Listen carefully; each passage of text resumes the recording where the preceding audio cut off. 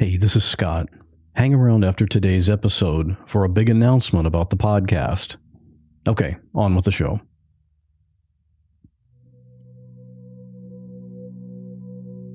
There are some people whose dream is to live on a boat and just spend their life sailing around the world. In fact, there's a company called Villa V that's hoping a lot of people want to do that. They have a cruise ship that holds 924 passengers, and they're offering a never-ending cruise that goes around the world every 3.5 years. You can actually buy one of the cabins, starting for as little as $100,000, and you own that cabin, kind of like a floating timeshare, I guess.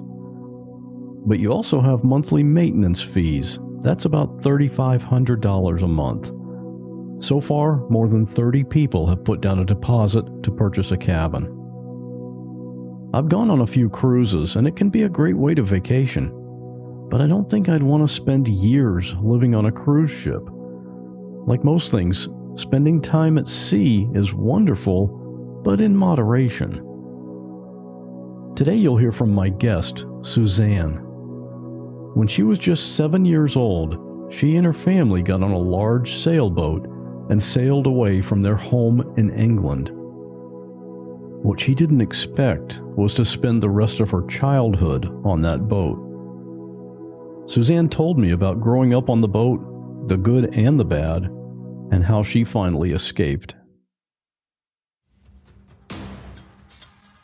Real people in unreal situations.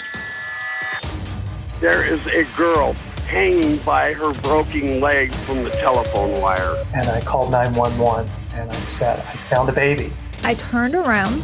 I see a gun pointed at me close enough I could touch it. She would hold our heads on the water all the time. He levels the gun, pulls the trigger, and I go down. Her eyes were full of tears. She didn't want to leave us. My hair catches on fire. I swear to God, this image is burned in my head for the rest of my life. I'm Scott Johnson, and this is What Was That Like?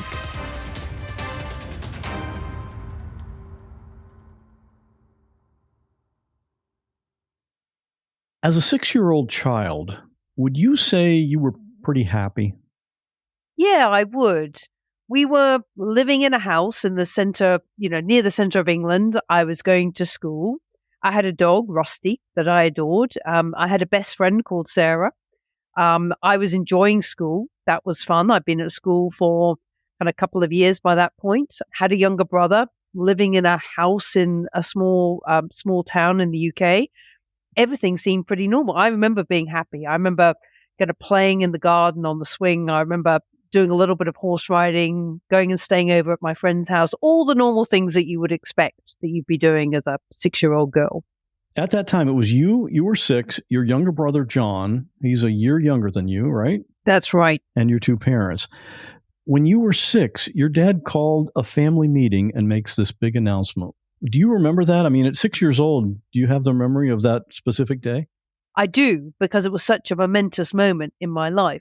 I remember us all sitting round at the kitchen table in this house that we were living in Warwick. And I remember my father basically announcing that he wanted to sail around the world.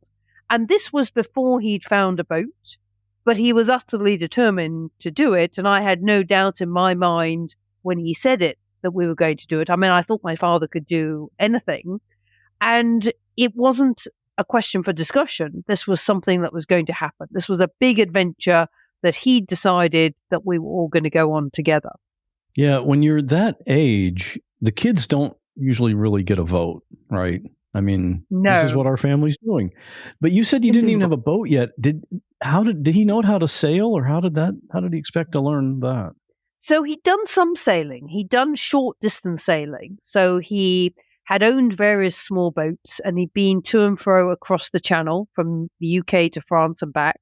He'd been down to the Canary Islands and back a few times. So he'd never crossed an ocean. He'd never done satellite navigation, but he had sailed around the UK. So it was not impossible for him to come up with this idea. And as you say, as a 6-year-old child, I didn't really dispute it in the slightest. This was my father announcing a big adventure. And of course, I was going to go with him.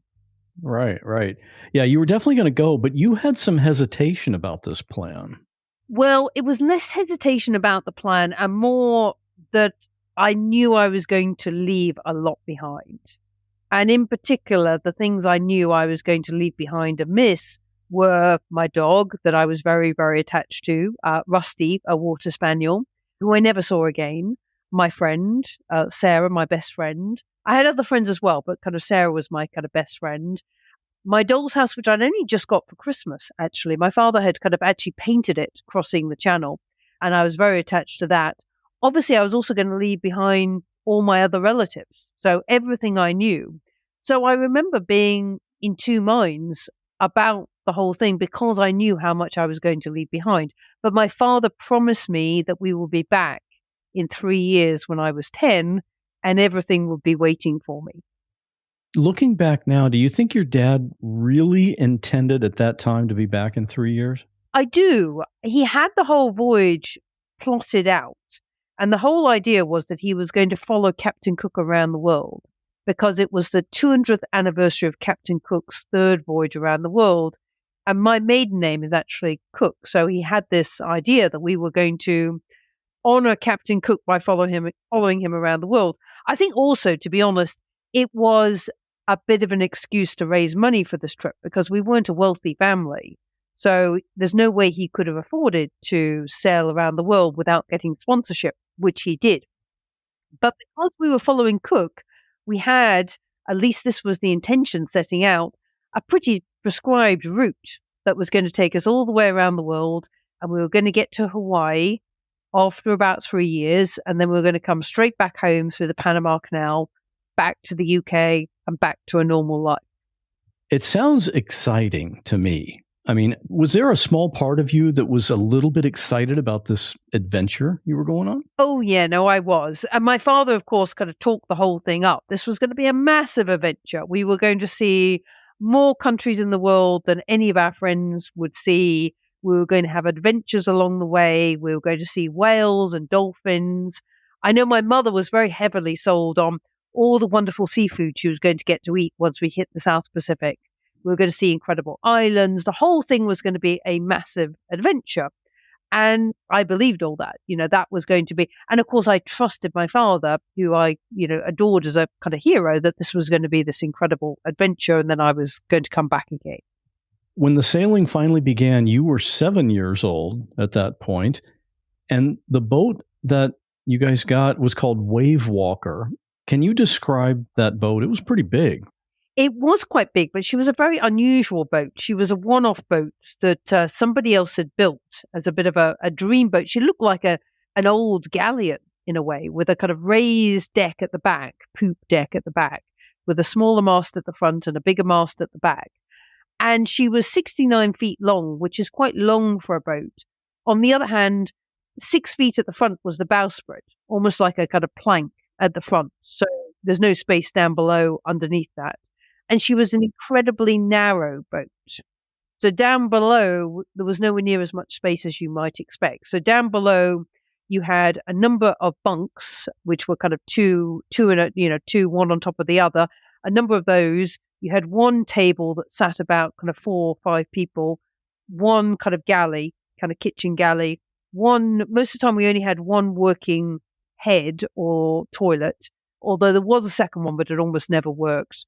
And my parents had an aft cabin in the back, which had another couple of berths. So down below, there wasn't a lot of space. I mean, there was no private space. All I ever had was a bunk and obviously we had the kind of shared toilet that we could use. You had mentioned that the planned route was to follow Captain Cook's route, but you guys sailed around the world in what you termed the wrong direction. Why is that, and what does that mean? Well, so Captain Cook on his third voyage was going in search of a northwest passage around the top of what we now know as Canada. And in doing so, the way in which he wanted to get there from the UK was to sail from west to east, because that he felt was the kind of the best way to get there. Now, most people who sail around the world sail from east to west. And if you sail from east to west, the winds go that direction near the equator. So what you do is you go all the way around the world from east to west. You're sailing fairly near the equators. The winds tend to be much gentler because you're up near the equator. The seas also tend to be much better because there's quite a lot of land that breaks up the waves. So generally, that's the way in which everybody goes. They go kind of through the Red Sea, through the Mediterranean, kind of round the world around the equator. Captain Cook went the other way. And because he was going the other way, to catch the wind, what you have to do is go very, very far south. And that meant that to follow Captain Cook, we had to sail all the way down from the UK to South America, and then across the southern Atlantic Ocean, which is the most dangerous ocean in the world, and then, or one of the most dangerous oceans in the world, and then from South Africa to Australia, which probably is the most dangerous ocean in the world, the Southern Indian Ocean. An ocean which I was talking to a sailor the other day, they'd never heard of somebody trying to cross that ocean, the Southern Indian Ocean, with small children on board. And your dad was the only one in the family who knew how to sail. Did he initially plan on doing this all on his own? Or I know you had crew members from time to time. Well, his initial plan was to take some crew on board who were going to part pay for the voyage. But what happened was they all dropped out before the start of the voyage because they decided the voyage was going to be too dangerous. So when we set sail from the UK, we had 3 crew on board. One of them actually knew how to sail, Owen, because he had actually sailed on a kind of cross-ocean trip to get to the UK. He was an Australian. The other 2 were novices. So we had my father, who had some sailing experience around the UK. We had Owen, who had quite a lot of sailing experience. We had 2 novice crew. My brother and me were 7 and 6 years old, so we're not really going to do very much sailing. And my mother, who it turns out hates sailing and gets very, very badly seasick. And so disappears into her cabin for several days every time we set sail because she's so badly seasick. So my father's plan, given that he knows my mother gets very seasick and we're so tiny, is that he will take a few crew with him from each port. But what becomes clear as well after a while is it's very difficult living with other people on the boat. I mean, that's part of the whole story. It's a very confined space. So they fall out with the crew quite often. So quite early on, unfortunately, we lose Owen. So he only comes with us as far as South Africa. And then after that, we really only have novice crew on board. In the most dangerous ocean in the world. That's right. When we set sail from South Africa to cross the most dangerous ocean in the world, the Southern Indian Ocean, we had on board only 2 novice crew members, Larry and Herbie, who'd never sailed before. Unbelievable. Yeah, you mentioned your mother, and that's one of the things that I found interesting about this whole thing. Did she know ahead of time that she was prone to seasickness? I'm assuming that she did because she had done some sailing with my father before we went. I mean, she'd been on a few of these voyages. She also knew that she didn't like sailing because she writes in her diary about not really liking sailing, not liking getting wet. I don't know if she knew quite how badly seasick she would get. And obviously, I don't recall a kind of conversation with her about it before we set sail. But she did know that she didn't like sailing. So she really went on this voyage because if my father was going to go, she was going to go with him, even though she really didn't want to go and she didn't really want to be there. Can you talk about when you encountered the capital letter W, the wave? That was in the Indian Ocean, right? That's right. We set sail from South Africa. So we're still in our first year of travel. We've gone down to South America, across to South Africa. We set sail from South Africa with these 2 novice crew on board. And about a week out of South Africa, and this is a 6-week trip to go from South Africa to Australia. So about a week and a half into it, we hit a terrible storm.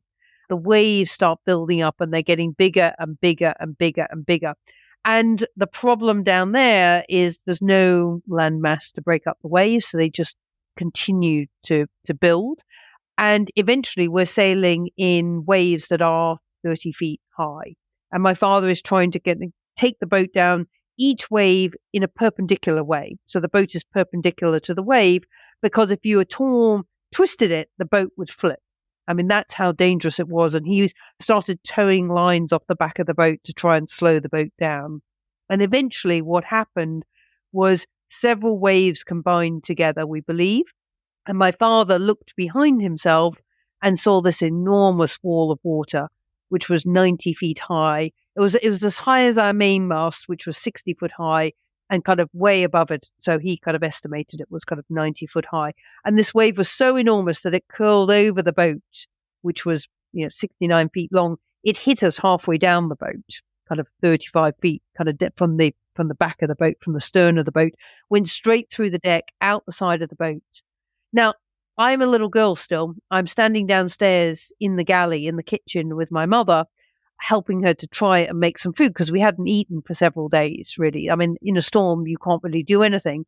And I was kind of picked up when this happened, flung against the ceiling of the cabin, against the wall of the cabin. I broke my skull, fractured my skull, broke my nose. My father was flipped overboard, but came back on board with his life harness. But I was really quite badly injured when the wave hit. And you're out in the middle of the ocean. What was the plan at that point? I mean, he couldn't really tend to you because he still had to sail the boat. That's right. I mean, the other reason why the sailing was so dangerous is we were sailing alone. So we weren't sailing with other boats. We also had very limited communication facilities on board. We had the ability to send out a mayday, which he did, but got no response to it. But otherwise, we just had a radio that could only be used close to shore, so there was no way we would get a hold of anybody with that. I mean, equipment in general was incredibly limited on the boat. This is before satellite navigation, so all we had was a sextant, really. Didn't even have a fridge on board. I mean, very, very basic. So we were incredibly lucky that about 3 days later, we came across a tiny atoll in the middle of the Indian Ocean. And if if listeners kind of look at the Indian Ocean, the Southern Indian Ocean, they'll see there's almost nothing in it. But if you really zoom in, you'll find a tiny little atoll called Isle Amsterdam. And we were incredibly lucky that my father guessed which way we should navigate because he couldn't see the sun or the stars, so we couldn't work out where we were. And we found this atoll about 3 days later. But by that point, my head was enormous. I mean, this fractured skull, I had a huge blood clot on my head that became absolutely enormous. And when we found this island, it had a tiny little French base on it with a doctor, and he operated 6 or 7 times on my head, but unfortunately didn't have any suitable anesthetic. So it was all done with no anesthetic. So I remember it being incredibly painful. And again, I'm still a little girl of 7 years old. So not only do you have the trauma of being shipwrecked in the middle of the ocean, but then these multiple operations on my head. And neither of my parents joined me for those. My mother didn't like operations. She said that she hated kind of blood, so she wouldn't come in with me. And my father was kind of busy trying to patch the boat together. So as a little girl, as you can imagine, at this point, I'm really quite traumatized by the whole experience. I was traumatized just reading about it. I mean, and we'll talk about your book. You've detailed all these things, but yeah, you had, and this was over a period of several days, multiple surgeries. So after the first time, you knew what it was like with having surgery when you're awake, no anesthesia. It's just endure the pain.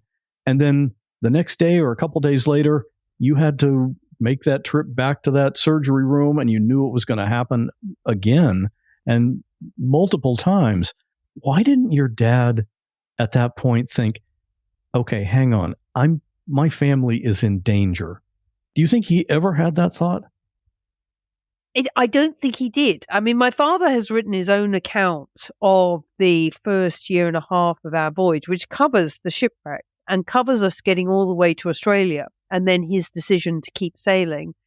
And at no point in that book does he ever really say that he considered not sailing or express any sort of regret or, serious concern for the welfare of the family. I think for my father, he was absolutely passionate. This was his dream. This is what he was going to do. He was going to be a hero. He was going to be recognized for doing this incredible voyage. And to some extent, my brother and me, and almost my mother as well, we were all along for the ride. So long as we weren't getting in the way of that, there would be a little bit of consideration for us. But really, this was about his dream and what he was going to do. Throughout this whole story, I detected sort of a cloud of misogyny throughout. If it was John, your brother, that had been injured, do you think anything would have changed? Or was it because of the fact that it was you and you're the girl? So you're right. There was a huge amount of misogyny, which becomes more and more evident as the tale goes on, actually. I don't remember too much misogyny at that early stage, but of course I may not have noticed it because I'm only 6, 7 years old. So I don't know if I would have spotted it. There definitely was you're a little girl. So, I mean, the reason why I was standing in the galley at the point where the wave hit was my brother had been sent up to the front of the boat to get a tool for my father, was there were very gender-defined roles, which became even more extreme as time went on. And certainly as time went on, I became very conscious of the fact that, the concern for my welfare was much lower than the concern for my brother's welfare. The concern for his education was much greater than the concern for my education. I was expected to kind of work down below cooking and cleaning. He wasn't. He was expected to kind of have fun. He was a boy. So all of that became very clear later. I don't remember it then, so I really don't know. I actually have a suspicion that my father would have continued almost regardless with the voyage. I mean, that the voyage was the overriding priority that he had. And you said during the storm, he was actually flung overboard. How did he describe that when he was writing about it? Because you didn't even know that right away. No, I mean, he was flung overboard because he was on the wheel. He surfaced and he actually thought that that was it because he couldn't actually see the boat, he wrote in his book, when he kind of came up above the water. And he says, that everything kind of went through his head, and he thought about why he'd started the voyage, and he talked about what he'd kind of done to kind of get to that point. He'd actually met a gypsy in the UK who'd read his fortune before setting sail, who'd predicted that he was going to live to an old age. So one of his overriding thoughts he writes in his book is, well, she was wrong. I always knew she was wrong. I never believed in fortunes. The odd thing is, for me reading his account, is he never says that he thought, maybe I shouldn't have been here. Maybe I shouldn't have brought 2 little kids and a wife who doesn't like sailing into the most dangerous ocean in the world. He doesn't think, what will they do if I don't get back on board? Have I just, not only sacrificed myself, but sacrificed my family? None of that is kind of present in his book. It's really very much about the voyage and the decisions that he's made to get to that point. You could argue that a lot of explorers and people of that nature will make huge sacrifices. I mean, and arguably you would never want to be a member of their family. I mean, even Cook himself basically set sail multiple times, left his family behind, eventually was killed in Hawaii and never came home. And we admire these people often, but I think it's very hard to be a member of their family because the family really doesn't get a lot of consideration. Beyond the physical dangers, kids are supposed to see a doctor for regular checkups. How often did that happen? Well, basically pretty much never. I mean, I saw the doctor when I was operated on Isle Amsterdam. And then I remember once seeing a doctor. I mean, so we're now talking about a span of a decade that I was on the boat. I remember once seeing a doctor in Queensland, Australia, because I started to get very bad asthma on the boat. The boat, as she started to decay and get older, she became dustier and dirtier. And I was expected to sweep the cabin floor down below. It was another one of those tasks my brother was never asked to do. And it used to make me incredibly wheezy. But unfortunately, my mother was not hearing any, she thought that was just an excuse. And eventually I managed to see a doctor in Queensland and was diagnosed with asthma. And I was once hospitalized with it because it became so bad when I was in Sydney. But apart from those 2 times, I never remember seeing a doctor. I don't remember seeing a dentist in the whole of the kind of 10 years. I may have done once. I have a vague memory that my father went to the dentist in Hawaii once, and I saw a dentist very, very briefly. But basically, there was no medical care, no kind of dental care, often very limited food on the boat. Sometimes we ran out of water on the boat. But that's not even getting on to some of the other things I'm sure we'll talk about with kind of friendships and all sorts of other things that you can't do when you're trapped on a boat. Yeah, and that was my next thing. A big part of childhood is making friends. Was that ever even possible? I mean, you did stop some places. That's right. So we stopped a few times. We stopped in Hawaii for a while, and I made friends there, and I talk about them in the book, Sandy and Heidi. We stopped in Australia at one point, and I made friends there because I finally managed to get to school for a little while.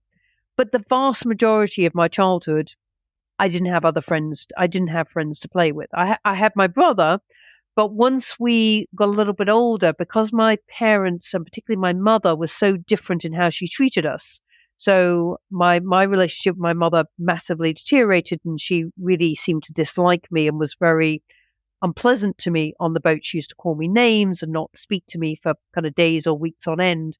Whereas my brother was a little bit of a little prince on the boat. He could do no wrong. And so that the effect of kind of treating two children in such different ways is really interesting. It kind of forces you apart, because I knew that if we ever had a conflict, I'd be punished and he wouldn't be. Whereas I think if we'd both been treated in a similar way in a difficult situation, we would have come closer together. So on the boat, because I didn't really have him, I was really incredibly isolated. So I would create imaginary friends. I started writing a diary very extensively, and I would pretend the diary was a person. I would talk to the diary because I would have nobody else to talk to. I tried to write to the friends that I'd occasionally found in port, but that was very difficult because, first of all, as a child, it's very hard. I mean, it's not an immediate. You want to talk to people about the things that are happening to you then. And sometimes people have said to me, well, surely you saw other kids on other boats. And occasionally we did. But the problem is, particularly as you become an older child, you don't want to see a friend. You don't want to meet another child for a day and have a play date with them, and then you both sail off in different directions. That's even assuming that you happen to meet another boat with a child the same age and ideally the same kind of gender as you are. What you want is a friend that you can build a relationship with, that you can kind of share things with and talk to about all of your problems. So, no, I didn't have that for most of my childhood. What were the good things about growing up on a boat? I mean, it wasn't all bad, right? No, it wasn't all bad at all. And I think, by the way, I think there's definitely ways to do this in a much more positive way, because there are some very good parts of it. I mean, first of all, you get to see a part of the planet that a lot of people never get to see. It is incredible to me, in a way, how few people get to really spend time on the ocean. And if you spend time on the ocean, you get to see, as my father originally promised, we saw whales and dolphins, phosphorescence in the water. We once sailed past a volcano that was exploding kind of out of the ocean. I remember the kind of the lava running down the sides and exploding when it hit the water. You get to go to an incredible different assortment of different places and cultures and people and meet them. And I think to this day, I have a real appreciation of the fact that there are many, many different ways for people on this planet to create civilizations and ways of living which are equally valid. And I grew up with that kind of understanding along the way. So there are some very positive things about this in moderation. Your education, you were quote unquote homeschooled. How did that work? Well, basically it didn't. And this is one of the problems. I think if anybody had asked my parents, they would say that my mother was teaching us. But the reality was she wasn't. And of course, this is incredibly hard for somebody outside of a family unit, and even to see, and even more so when you're on a boat where nobody can see what's happening inside a boat. And in fact, I don't ever remember anybody asking. The reality of it was that when we first set sail from England, my mother had a pile of worksheets, math and English worksheets, and she was a primary school teacher. And slightly sporadically, over about the first 18 months or so, she would occasionally give us a worksheet to work through. But she was incredibly impatient with me when I was doing the worksheets. But we did do them, and I liked doing them. But then she kind of stopped. She said, well, I don't really feel like I kind of want to teach a kind of more senior curriculum, so I'm not going to. So then we had quite a few years where we had no education at all. And I was desperate to get an education. I remember being desperate to get an education. And I was writing my diary about being desperate to get an education. And people have said to me, but surely you were getting the university of life. Surely you were just seeing stuff, and that's an education. And from somebody who experienced it on the other side, I would argue very strongly against that. I wanted to be a scientist, and sitting on a boat where all you've got is a kind of slightly motley collection of books that we traded in the secondhand stores, which often were a kind of collection of romance books and a few kind of science fiction books. You can't teach yourself kind of chemistry, physics, mathematics. I couldn't answer all the questions that I wanted to ask about the world. I didn't understand, what's in the air, what makes the air, kind of why are the stars up in the sky, just explain to me how the world worked. I couldn't work that out. And I was desperate to get an education and desperate to have friends. But it was just very, very hard for a long time on the boat. And it wasn't something that my parents regarded as particularly important. I know a lot of kids would be excited about never having to go to school. How did John feel about that? Did he care? So John cared a lot less than I did. I think and by the way, it's very interesting. I've had quite a few ex-boat kids contact me since my book came out. And of the ones who contacted me, most of them are women.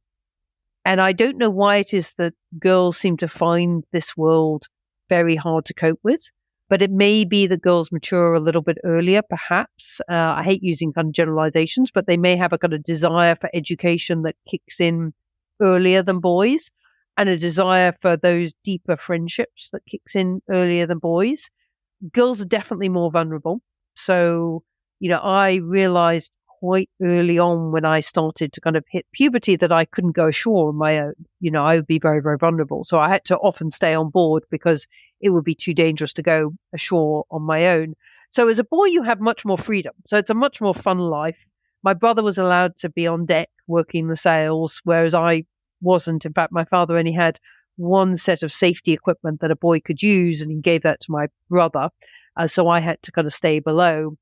So I don't think he felt the same overwhelming desire to get an education that I did. But to be honest, he was still denied an education. So whether or not a child wants an education, I personally think, and I'm a parent myself, that we have an obligation as parents to give and encourage our children to get an education because it massively affects their life chances if they don't have that. Yeah, that's one of the basics of being a good parent. And you mentioned as you were becoming a teenager and you really had no private space, one working toilet for all the family and all the crew. And this really baffled me. You had to share a cabin with adult crew members, you being a teenager, and these were strangers. Your dad didn't see that as dangerous at all? No, he never did. And in fact, I remember at one point I was very distressed about it because we had one particular, and by this time I'm about 15 or 16, so I'm very conscious of my vulnerability by that time because enough things have happened to most girls by that point, even if they're relatively mild, that you're very conscious, even if nothing really bad has happened, you've got to be careful. And we had this trip, and I talk about it in the book, where we had all male crew. And by this point, my father is taking multiple crew on board. They're all novices, so none of them can sail. And what he's doing is he's charging them to come on the boat. So he's effectively turned Wavewalker into a kind of traveling hotel in order to fund this voyage, which by now has gone on multiple years past the original promise of it being kind of 3 years. I was expected to cook and clean for all these crew with my mother, which was taking kind of hours each day. But what worried me even more was my brother basically said, I want to kind of take the one kind of cabin that only has kind of 2 berths, and I refused to share it with Sue because my brother, of course, he knew that he was and any kind of listeners who've been in that kind of family unit situation where you have a very favored child and a very unfavored child. Unfortunately, if you're the favored child, I suspect the inclination is to kind of play on that. So he didn't want to share a cabin with the unfavored child. And therefore my father said, well, therefore you'll have to share with the crew in the, either one of the other 4-berth cabin or the 2-berth cabin. And I said to my father, but they're all men. I mean, they're all grown men. He said, well, that's not my problem. It's John's turn to have the small cabin and he doesn't want to share with you, so you'll just have to get on with it or share a cabin with your mother.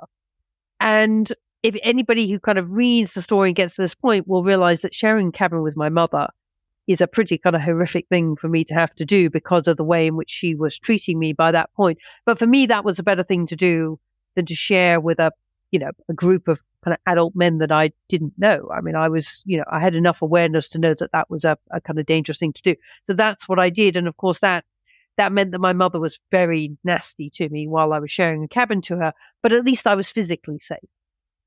Eventually, you figured out that going home after 3 years was obviously not in the plans, but obviously you couldn't leave.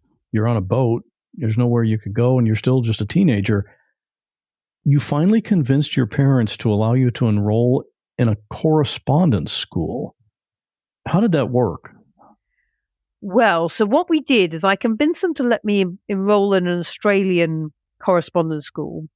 And the way in which it worked is they gave me a whole pile of lessons and books.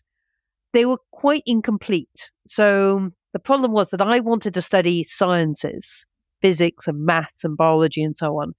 But a lot of those courses were not properly written. So they were kind of half-written courses. So that was kind of problem number one. Problem number two, of course, is if you're going to do correspondence by post, and we have to remember that we're pre-internet. And of course, we have no communication devices on the boat, really. So I can't ring anybody or anything like that. And we don't have an address. So what I would do is I would work on these lessons when I wasn't expected to do chores on the boat. And then when we hit a port, I would post these letters back to Australia. And then I would go and ask my father, where are we going next? And I would ask my school to send the lessons back to the next place that we were going to be. The issue was that there aren't that many places, by this point we were in the South Pacific, that actually have a proper post office. So often we would only get to a town with a post office every 6 weeks, couple of months, every 3 months. And sometimes my father would change direction. We would be heading towards Samoa and all my lessons would be coming back to Samoa, and we get halfway there and he'd change his mind and we go to Fiji. So I would never get them back because the post offices would destroy them if they weren't collected. And then, of course, on the boat, I had to fight for space with these crew and fight for time because I had to do the chores. So there was loads of things that were making it difficult, but I had this burning desire to educate myself because I knew that that was my only escape route from the boat. I mean, I didn't know if it was going to work. I mean, it's a bit like kind of sitting in a kind of prison cell, braiding a rope and not knowing whether it's going to be long enough to get you out the window and down to the earth. But you haven't got another alternative and you know it's a possibility. And that's what it felt like for me with education. And of course, the other thing was it was something I could control. In this world where I had no control over anything, I didn't even have control over where we were going. In fact, most of the time I didn't even know where we were going next. My father often wouldn't tell us where we were sailing next. The schoolwork was something that I could control. That was mine. And so it really did become a lifeline. Can you talk a little bit about Teddy and Barnaby? We can see each other, even though the listeners can't see us. And there's a big smile when I mention those names. I'm thinking, when I heard about them, I was thinking they were there for you, sort of like in the movie Castaway, where Tom Hanks had Wilson. Is that an analogy that would work? Yeah, no, absolutely. I remember seeing that movie and feeling exactly the same way.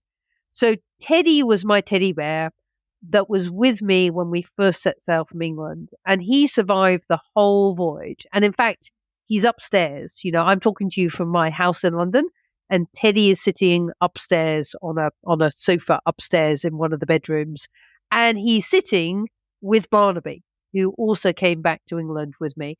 I always think of Barnaby as being a bit more useful because Barnaby only came on board in Australia after we were shipwrecked. In fact, the Barnaby story is amazing. This man saw the articles. There were lots of articles in Australia about this family being shipwrecked and this little girl who was very badly injured. And this man ran a toy factory, and he appeared down on the docks one day with a bag of toys for my brother and a bag of toys for me, because he also read that we'd lost all of our Christmas presents because they were all swept away by the wave. And in that bag was Barnaby. There were kind of some other things as well, but Barnaby was in that bag, and Barnaby stayed with me all the way through. And I would talk to them. I mean, these animals, in a world where you don't have anyone to talk to, these animals take on real human dimensions. I also made up imaginary friends, so that was very helpful. And then this is even more bizarre, possibly to the listeners. The boat herself was a bit of a human-ish presence. You tended to think of the boat. I mean, boats are always referred to as women. And she had a slightly kind of maternal presence. So in a way, the boat was also a person in a world where I didn't have a lot of relationships or people to talk to, because my mother, really wouldn't talk to me a lot of the time, certainly once I was past about 12. And my father was generally busy sailing, so I had very little time. When you were 16, you were left by your parents in New Zealand, you and John, who at that time, of course, was 15. What was your feeling about this? Were you glad to be off the boat and taking classes, or did you feel abandoned by your parents? I felt abandoned because what happened was they left John and me behind and they continued sailing.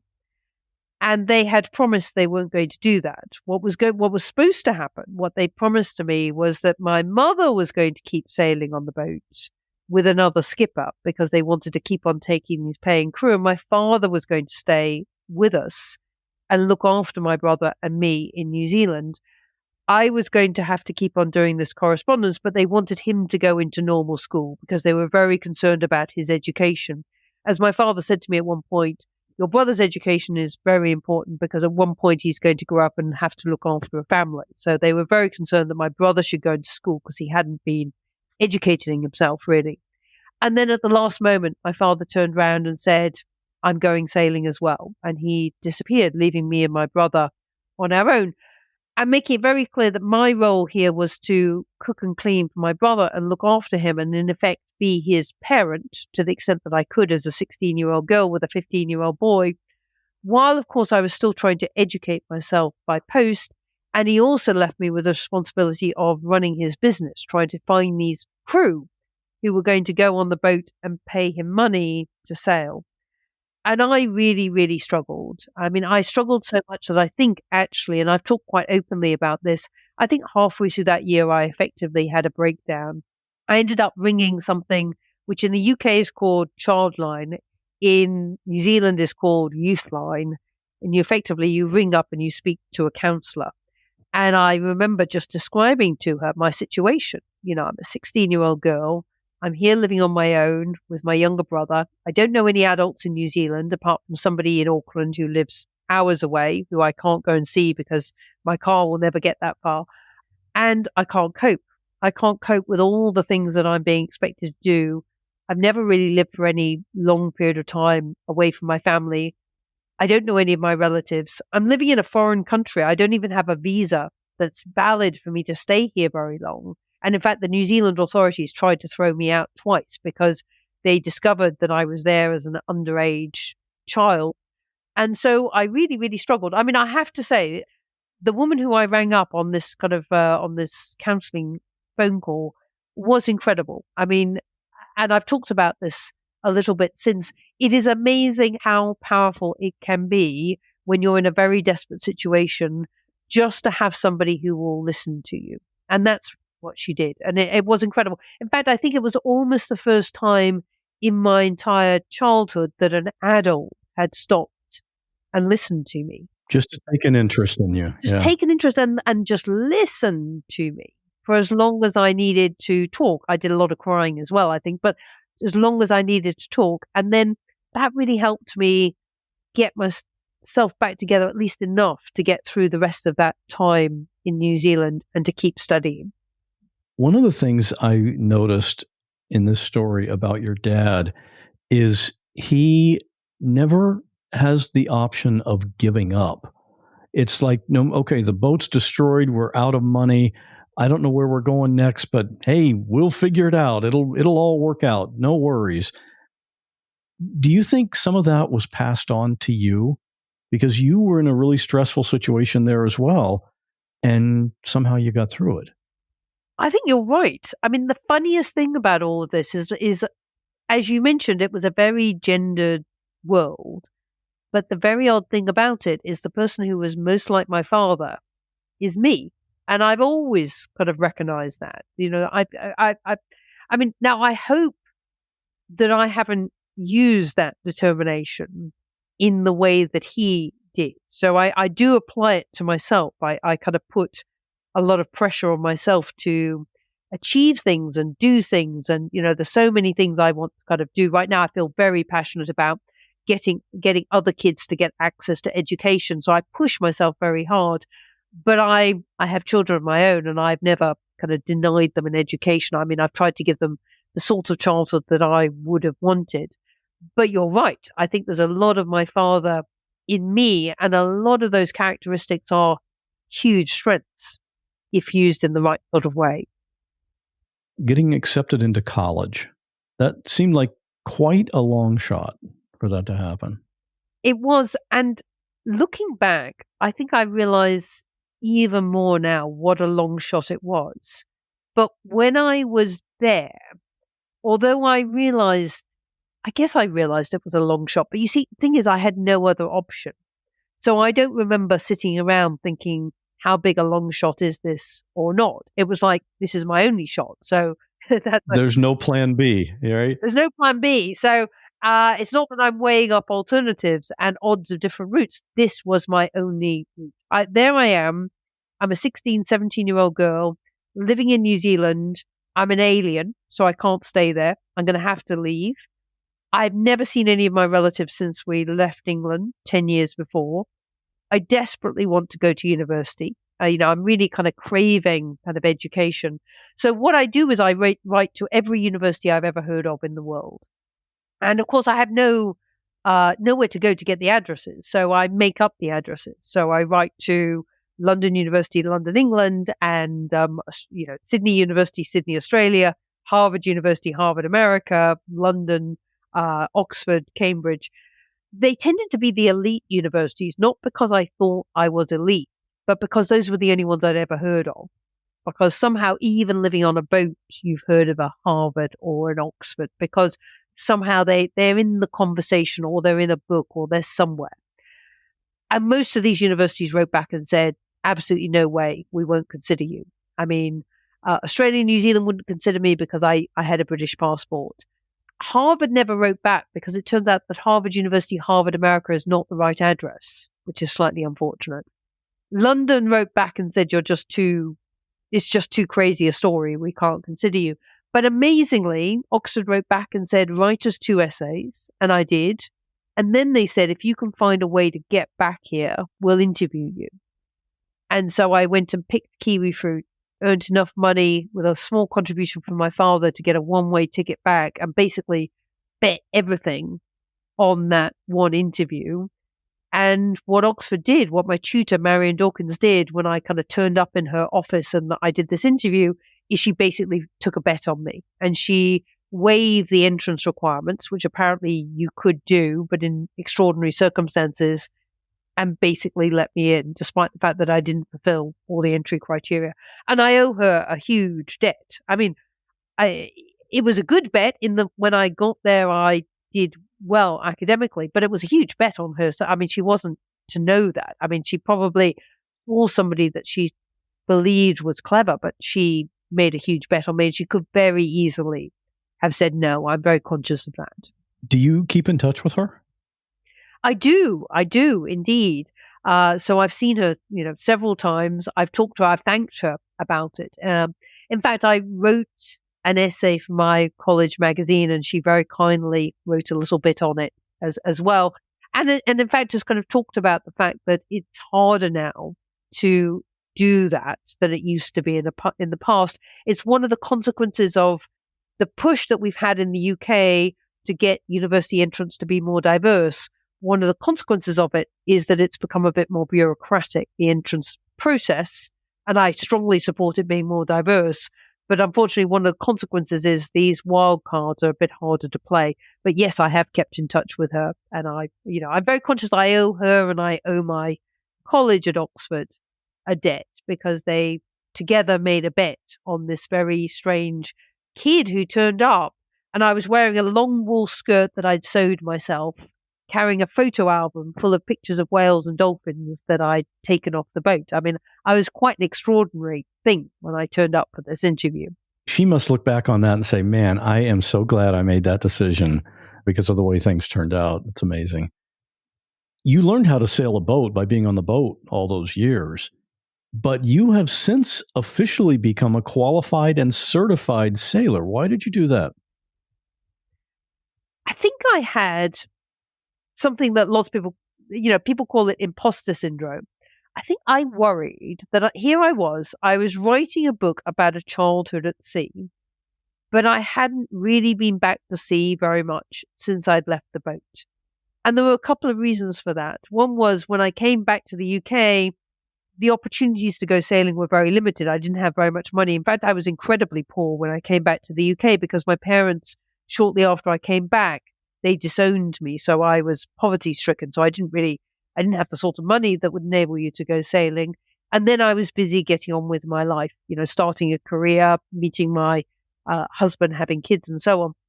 But when I came to write the book, I felt first of all, I need to reconnect with the sea to be able to write about it in a vivid way.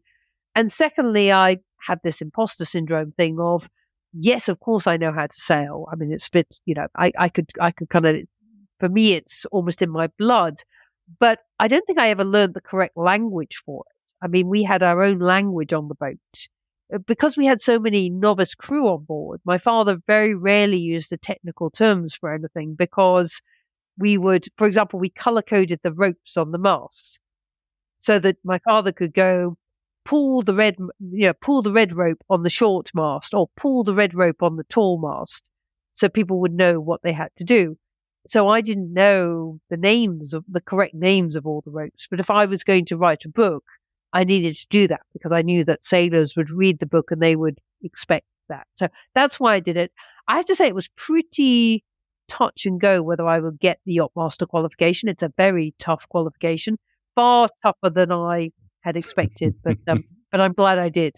I'm just picturing all of those novice crew members who would get on their next boat and none of those colors were on the lines and they don't know what to do at that point, I know.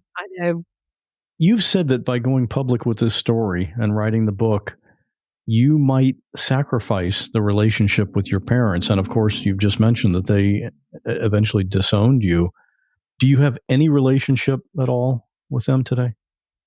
No, none at all.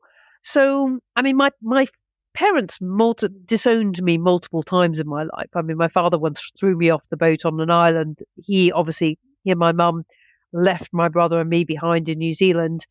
He disowned me actually several times when I was in university, which meant that I was poverty stricken because I wasn't eligible to get a grant because we'd lived away from the UK for so long. And most recently, he walked out on me in 2019 after demanding, there's quite a few swear words involved, that I shouldn't publish my book. He hadn't read the book, but of course he knew enough about the story to fear that if I wrote how I'd experienced Wave Walker, that he might not come across in the way that he wanted to come across. Now, I knew when I started to write the book that this was a risk, because my parents had never had any tolerance for anyone criticizing them, even in the most minor way. I'd once had a conversation with my father where my late husband had asked, who was it who really helped me get into university? And my father had always had this story that he told everybody that he got me into university. He was the one who got me into Oxford, which of course was never true. But in his mind, that's how it happened, right? In his mind, that's what happened. And that was based on the fact that we had one conversation before I flew back to the UK where he gave me a bit of in on interview technique. And he always thought that he got me into Oxford. And that was his story. And I said, when my husband asked me, well, the person who really helped me get into Oxford was Roger, who was my biology teacher in the correspondence school, who, by the way, was an amazing man who would send me books in New Zealand, helped me with those essays. I mean, I owe him a debt as well. And my father was so angry at this answer that he got up, swore repeatedly, and kicked one of my kitchen chairs across the kitchen, slammed it into the cupboards, and he and my mother stormed out of the house and we didn't hear from them for months. So I knew that if I wrote any sort of version of the past that had any sort of truth in it, that was even the mildest way interpretable as a criticism, they would never forgive me. And in a funny sort of way, that was hugely releasing because I basically had to make a decision. I was either going to write the book or I wasn't going to write it. There wasn't a middle way. There was no middle way possible. I mean, there was no need for me to write the book in a nasty way. I don't think I have. In fact, a number of people have told me it's actually very mild towards them in some ways, but there was no point in me trying to make it in a way that would be palatable. And then what actually happened was they reacted even worse than I expected them to. Sadly, my mum passed away in 2016 after I'd started kind of writing the book, and she left me a very unpleasant letter where she threatened to try and destroy my husband's career if I published the book. And my father walked out on me and my kids in 2019, by which point I was a widow because sadly I lost my husband. But I don't feel any regret about that. This was a choice that I made. I wrote the book knowing that would happen and realizing that actually the relationship that I was probably going to lose with them, and it would be their choice, not mine, but the relationship I was going to lose with them wasn't a relationship that actually brought me very much happiness or brought me, it wasn't a relationship that I could rely on. I didn't know that they would ever be there if I needed them. And I didn't really think they particularly cared about me. So yes, I have, but I feel very happy with the decision that I took. What struck me was that your parents were living their dream, particularly your dad, and weren't really considering the physical and social toll that it would have on you and John. But ironically, your mother often accused you of being selfish because you wanted to study and do homework instead of clean the boat or prepare a meal, or one of those tasks or chores that you always had to do. I don't know where I'm going with that. I didn't have a question, but just a thought that I had. I agree with you. I think there is a theme all the way through the book. In fact, if I had to pick, there's probably two really important themes that kind of come out of the book. But the first one is this idea that for me, my entire childhood was spent inside somebody else's dream. And my father was following his passion. This was something he wanted to do. I think it was all about being a hero. It was all about doing something extraordinary, being recognized as that. And this was his dream. And what he didn't seem to recognize, or if he recognized it, he didn't ever want to acknowledge it or do anything about it, was the people who were sacrificing for that dream were me and my brother, and to some extent my mother. And in fact, we had the opposite of freedom. Whereas he had kind of complete freedom on this boat, he could pick up the anchor and sail wherever he wanted, whenever he wanted to do. And by the way, he often did that. My parents would fall out with somebody and they'd up the anchor and they would kind of sail away. Every time we left a port, my father would throw all of the parking tickets in the water. I don't think he paid any taxes from the moment that we left the UK. So they lived this life. They could go anywhere they wanted, any moment in time, walk away from any situation that they disliked. What I had was imprisonment because I was on this boat. I had no say in where we were going, as I often didn't know where we were going. I would sometimes beg my father to stop so I could see in a port where I knew there would be a friend or somebody on another boat or somebody I knew, and he often would, not want to do that, usually would not want to do that.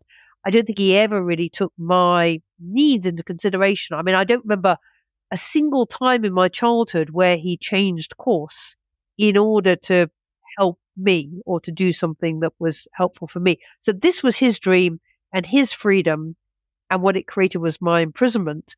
And one of the reasons for writing the book is to kind of create this debate about, well, where do parents' rights have to have some sort of balance with children's rights? And I don't think it should be an extreme either way, but there's got to be a balance somewhere there in the middle. And a good parent would recognize that there's a balance and find where that is. Do you ever see or talk to John anymore? So I did for many years. My brother remained very close to my parents. In fact, when my parents came back to the UK, they all lived in a kind of house together. And my brother and I never really fell out, but we were never very close because we were treated in such different ways as children. And so we've really remained quite separate for most of our adult lives.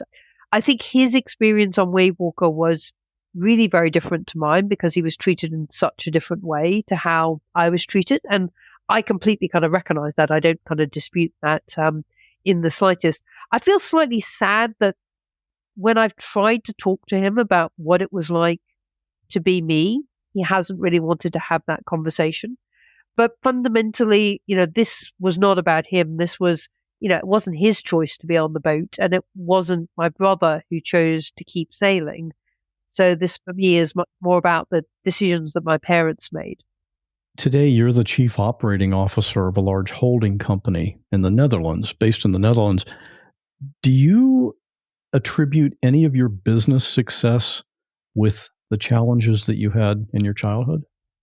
I do. There's quite a lot of evidence, interestingly, that people who have escaped from difficult childhoods often end up being very resilient people. Now, I don't think you'd ever want to go through the sort of childhood that I went through in order to become resilient.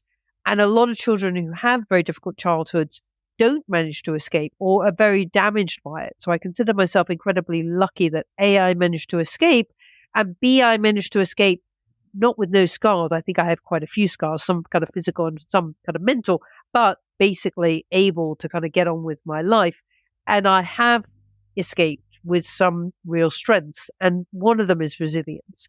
And for me, the way in which it plays out is when I've been really faced by a difficult challenge. So, for example, I had to step in and be the CEO of a very large company during the COVID years because the kind of CEO who'd been there had to step out.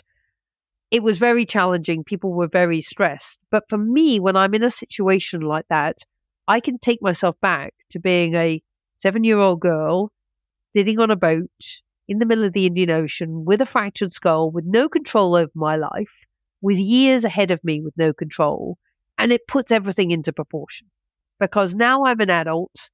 I'm not physically threatened. I can deal with this. I can work my way through it. And so I find when I'm confronted by very difficult situations, I become very calm and very rational. And that is a huge asset, has been a huge asset to me throughout my career, that I can do that in those circumstances. The price I paid in my childhood was not worth this benefit. But it definitely is a benefit, which I kind of recognize.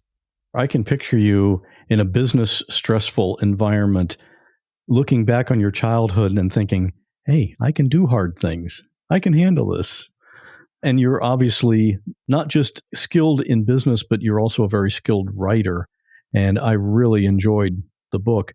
Can you talk about your book and where people can get it? Absolutely. So I think Wave Walker is now available in all good bookstores. It has sold out a couple of times on Amazon in the US because there's been a lot more demand than HarperCollins had expected, which I suppose is a good thing. Frustratingly, it means it's occasionally has gone out of stock. There's a big reprint coming later on this month, but it's still available in all good bookstores. So you'll find it all over the place, all the indie bookstores as well. You'll find it on Kindle and Audible. I actually read it myself on Audible, which was a great experience, actually, although I did end up hoarse for about a week afterwards. So it's widely available. I really hope that people enjoy it. And what's interesting is, although the setting of it is extraordinary, I'm finding a lot of readers really relate to different bits of it, whether it's the interpersonal relationships that went on in the family, or some elements of the places that we went to, or some of the adventures that we experienced. So I hope people really enjoy it. I definitely enjoyed it. I actually walked into my local Barnes & Noble, which we happen to still have here, and got it right off the shelf. So I would encourage people. It's wonderfully written. And of course, obviously, lots of details of the story that we couldn't go through here on the podcast. But Suzanne, thanks so much for telling your story. Thank you so much. I really enjoyed it. You can see pictures of Suzanne and her family and the boat they all lived on in the episode notes at whatwasthatlike.com/166. You know, Suzanne's story was brought to my attention because of listeners. On the same day, someone posted a link in the Facebook group, and another person messaged me directly saying, hey, this would be a good story for the podcast. So if you come across something you think might work, please let me know. I mentioned at the top of the show that I have an announcement about the podcast. So what's going on? Well, I want to introduce you to Meredith, my new producer. Meredith is a podcaster herself, and she's going to be helping me put some episodes together. So since you'll be hearing her voice on some segments, and you'll probably hear her doing some of the ads, you should know a little bit about her. She's from Nebraska, but now lives in North Florida. She was named one of Podcast Magazine's 40 Under 40 in 2022, and she loves hanging out with her husband at the beach. And something I didn't know about her, she knows sign language. I used to be a sign language interpreter, actually. I learned a few basic signs by myself with books when I was little, and then a church that I was going to offered classes. So I took some classes there, and then by the time I got to high school, there happened to be a few deaf girls at my high school, and we became friends. That's how I learned most of my sign language, but I became an interpreter when I invited the friend to church, and just, I don't know, I sat next to her thinking, yeah, she's just going to absorb this message magically. She elbowed me so hard in the ribs and said, hey, are you going to interpret for me or what? That's how I began interpreting. I later got QWAST certified by the state of Nebraska and was a real interpreter. If you're in the Facebook group, you know I ask a new thought-provoking question every Tuesday. So I asked Meredith one of those questions. When you were a child, what did you get the most excited about? I was obsessed with nature as a kid. When my parents' friends would come over, I would take them by the hand and drag them to my room to tour the nature museum, where I would have a row of rocks and seashells lined up, each carefully labeled with their names. But if I didn't know their names, because remember, this is pre-internet, I would give them a name, a human name. So you'd have, oh, this is a varied coquina, next to, this is Bob the Rock.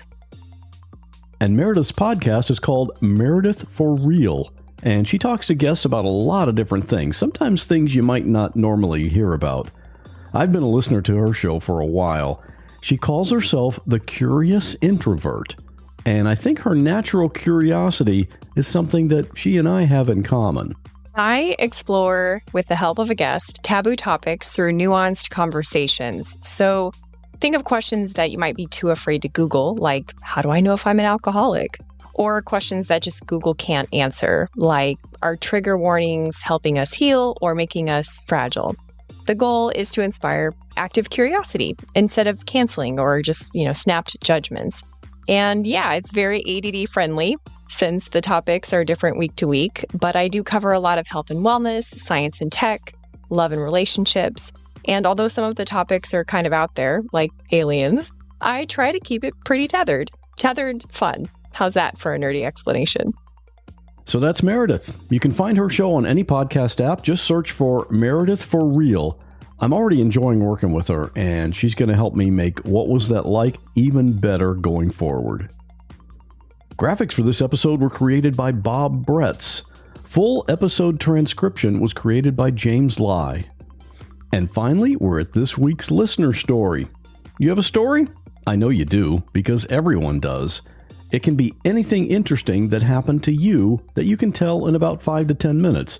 Just record it on your phone and email it to scott@whatwasthatlike.com. This one is from a listener who was at work and the completely unexpected happens. Stay safe, and I'll be back here in a week with our next flashback episode. This took place in about 1994. At the time, I was editing TV commercials. And this one was sort of like a high-end fashion brand. And I also helped do the graphic design and animation, like sketched it out. The director was like a big deal, had won an Oscar for costume design on a big movie. And this was her first directing gig. So it was kind of big pressure. And we sort of do what's called offlining, which means we do a cut, but it's low resolution. It's not polished. We needed to polish up and really make the graphics look great and make them pop and just the best they can be. And so we hired a video effects person who was like one of the best in the city. This was in New York City. Everybody loved him. His name was Grant. I had a relationship with him, and he was just great. And so the next day I show up bright and early for the video effects studio, which is basically Grant sitting at a $1 million console doing his work. The thing about Grant is, unlike many others, you don't have to pipe in, you don't have to give him direction. He just does it. So I'm just going to lie there on the couch. The art director was there, and one other person, and I'm not sure, it might have been Grant's assistant. It was really boring. Hours go by and Grant's just doing his work and we're just sitting there. It was after a few hours and Grant went, and the art director said, yeah, it's like watching paint dry. And then Grant just threw back his head, his arms threw back, and he slumped in his chair. They laughed because they thought he was continuing this joke. But I knew something was wrong. And I got up and I went to look at his face because we were sitting behind him, and his eyes were completely dilated. His skin was turning blue. And I said, okay, Grant, we're going to deal with this. And then I got the art director to help me get him laid out on the floor. I don't know. Maybe that was the wrong thing. I don't know. I wasn't really confident about my CPR skills, so I knew the people in the next room. I knew the editor, and I asked him if he knew, and he said, yeah. I said, come with me. And he went in with Grant. I went to the front desk, and I told them what's going on and to call 911. The other editor kept working on him, and eventually the paramedics arrived, and they worked on him for a while. It was just a shock. The whole place, everyone's work stopped in all the sessions and all the rooms. And he was taken out in a stretcher, but not with a sheet over his face. So I thought maybe he would be okay or he'd have a chance. Well, we obviously couldn't continue the session. So I ended up going home and I was shaking. I did get a call from the owner of the company that Grant had died. I got a call from the Big Shot director. It was very nice, and asked if I was okay and how she knew Grant's work and how wonderful it was. And she knew he was like popular, a really nice person, and people really valued him. And I really appreciated that because otherwise she could be pretty tough. The part that I regret is it came time for his funeral, and I was getting ready to go. And then I didn't. Maybe it was laziness and selfishness, or unconsciously I just couldn't handle it. I regret that to this day.